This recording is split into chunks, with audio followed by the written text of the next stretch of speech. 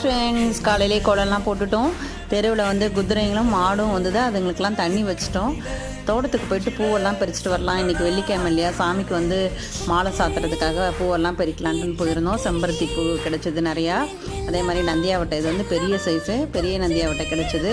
அரளிப்பூலே வந்து பிங்க் கலர்லும் மஞ்சள் கலர்லும் பூத்துருந்தது, அதையும் எடுத்துகிட்டு வந்துட்டோம். இது வந்து பார்த்திங்கன்னா நித்திய மல்லிப்பூ.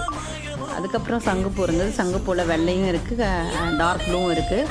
இது பார்த்திங்கன்னா மனோரஞ்சித பூ அழகாக பூத்துருந்தது, ரொம்ப வாசனையாக இருந்தது.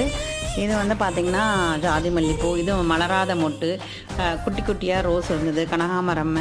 எல்லா பூக்களையும் அப்படியே பறிச்சுட்டு வந்துட்டோம். இனிமேல் வந்து மாலை கட்ட வேண்டியது தான்.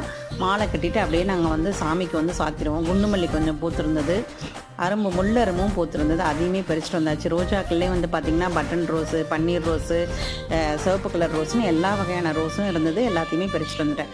நாளைக்கு பார்க்கலாம் ஃப்ரெண்ட்ஸ், பாய்.